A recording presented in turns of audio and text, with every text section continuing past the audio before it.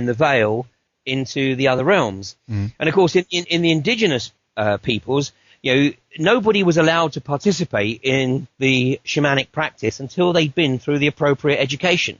Right. But of course, we don't have that in the West, and people go into it thinking that it's all going to be, wonderful, and they're going to have this really sort of chilled experience. When in reality, where they go, they have no preparation for, and basically they're scared shitless, and that brings on the coronary. And some of the best research work on shamanic experiences actually dates again right back to the sort of probably early part of the 20th century, before there was all the conditioning, when research was genuine. But one of the best books is probably Flesh of the Gods which is a compilation by Peter First. But he draws a lot on the work of R. Gordon Wasson, who was very interesting guy, because he had some very, very interesting shamanic experiences.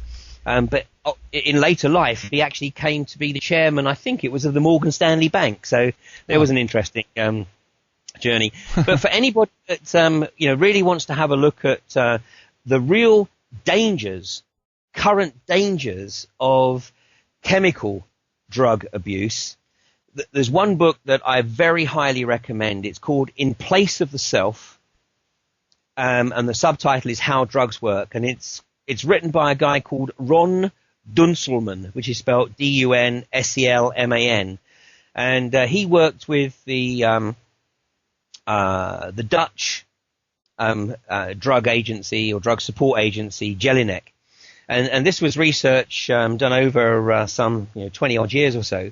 But in that, he looks at the really negative potentials of journeying into the shamanic realms without the appropriate preparation. And I think one of your previous speakers or interviewees touched on this, because one of the results would seem to be that we open up the pathway for disincarnate entities to actually start to interfere with our physical experience. Yes. And obviously that can be a rather disconcerting experience, to say the least. Absolutely, and it's very interesting as well. I've been kind of looking into that. I think it's definitely a real possibility. I mean, I believe that this can happen with all kinds of drugs. I've always had this idea with alcohol, at least, that absolutely, when some people really black out, there's something else that's coming into that body and taking over the processes. And in many cases, it's an evil bastard too. Well, you're absolutely right. And let me share something with you here. This was some research that I was involved in some time ago with the alcohol experience. I mean, again, you have a situation, particularly with people who drink quite heavily regularly.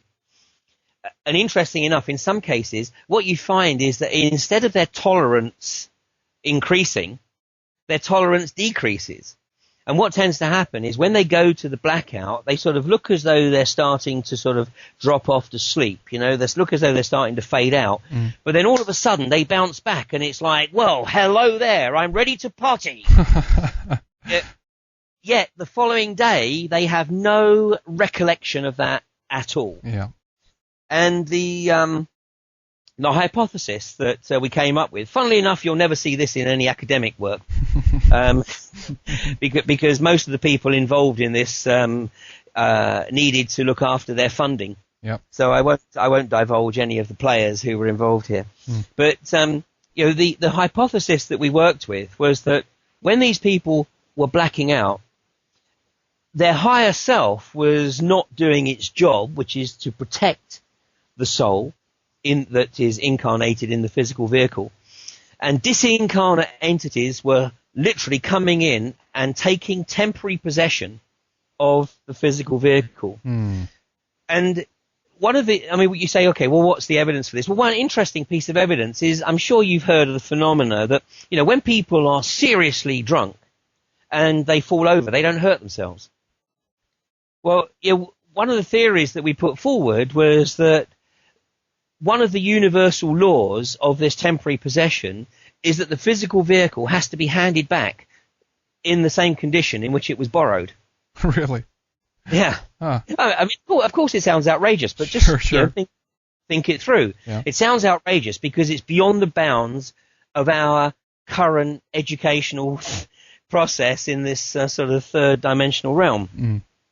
So the physical vehicle is then sort of handed back the next day or whatever, later that evening. The person sort of sleeps it off, wakes up, and absolutely has zero recollection of the latter part of the night. The last thing they remember is actually sort of losing consciousness in the early part of the night. Mm. And of course, this actually also only tends to happen in places where there's a lot of people drinking.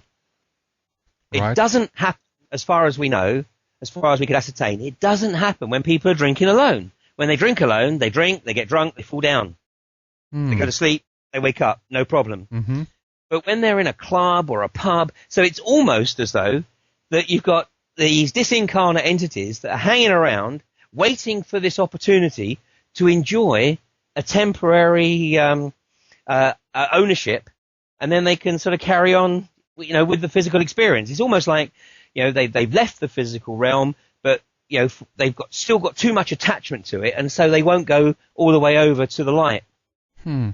That's interesting. So I was going to say, so your observation is absolutely sound. We do have to be careful with alcohol as well as drugs. Absolutely. I'm thinking of all these, many cases, very old bars, you know, the old inns, part of very old buildings, and who knows, you know, some of these fellas might be hanging around there, you know, just waiting to get the get-go to jump in and take over and have a good ride, as it were, for a couple of hours, you know, freak people out, what have you. Wow. Yeah. Huh. Yeah, no, absolutely. So, I mean, consequently, I think, you know, normally one of the things that, one of the manifestations, if you like, of the, of people going through the process is, one, they will be moderate at best, or worse, whichever way you look at it, in their usage of anything, whether it's drugs or alcohol, that might actually open them up to this temporary possession.